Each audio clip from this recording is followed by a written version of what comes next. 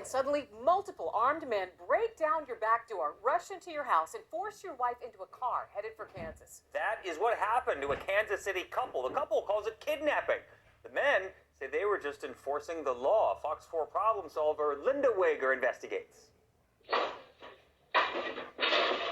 This is the moment on March 1st that armed men broke into Micah and Marilyn Pattison's home in downtown Kansas City. They found them hiding upstairs and arrested them. That's vigilante justice there. They can't do that. Yeah, this is Adam Bryant, CNC Bonding. The man in charge of this operation, Adam Bryant, works as a bounty hunter for CNC Bonding in Leavenworth, Kansas. Although bondsmen can legally arrest someone who owes them money on a bond, there's a big problem with what happened here. Well, here's the thing, though. Neither of us were on bond.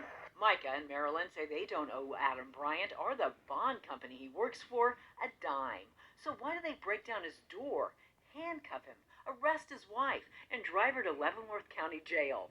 Micah thinks it's because he got into an argument on Facebook with Adam after Adam posted his wife's photo for being wanted on a warrant for a probation violation. The very next day, this happened. You mean an average citizen can just find out somebody has a warrant, go kick in their door and grab them?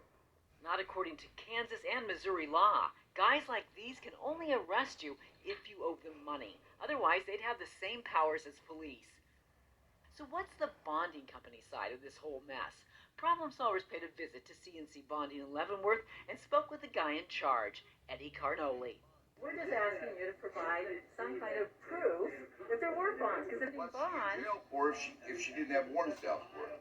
Well, there's a difference between a warrant and a bond. I had no part of it. I only know what he's talking about. The guy you want to go see is Adam Bryant. He then called Adam, who referred all questions to CNC Bonding's attorney. Attorney Frank Cole also insisted everything was perfectly legal and that there was a bond, although he wouldn't show us a copy of it. So Problem Solvers kept digging, and that's when we found this court transcript, where Marilyn specifically asked the judge if her bond was dissolved when she was sentenced, which was 6 months prior to these bounty hunters breaking into her home. The judge says he sees no reason why it wouldn't have been, then checks with the prosecutor, who agrees. Micah, Marilyn, come on out now! What happened to the Pattisons shines a light on an industry that often operates in the shadows. Attorney John Paserno, who has represented bonding companies in court, say they are rarely held accountable when they break the law because the victims of a bad bondsman are mostly criminals. But to work as a bondsman in Missouri, you have to be licensed, pass a criminal background check, and take training classes. In Kansas, where Adam and Eddie work, bondsmen can be unlicensed and unregulated if they work as something known as a pocket bondsman, meaning if the person they're bonding doesn't show up to court, they have to pay out of their own pocket.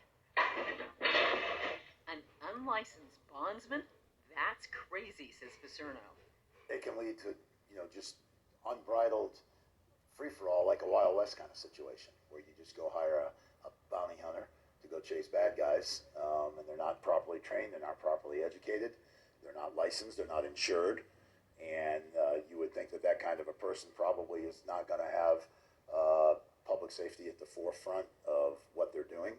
In fact, Eddie was convicted of felony assault 7 years ago after he shot at a man he was trying to arrest. The conviction was expunged last year. Eddie told us he has no problem with what happened to Mike and his wife. He's only bothered by us asking questions. Just get on out of here. You just pissed me off. Meanwhile, Marilyn is back on the outside again. She acknowledges she's no saint. Although I had a warrant and I understand that I needed to take care of it, I have a civil right to extradition. You can't just kick in my door, take me across state lines without giving me due process. Even a criminal has rights. Pocket bondsmen do need to be registered in the county where they work. We checked, and both Adam and Eddie are registered at the Leavenworth County Courthouse. Linda Wager, Fox 4 Problem Solvers.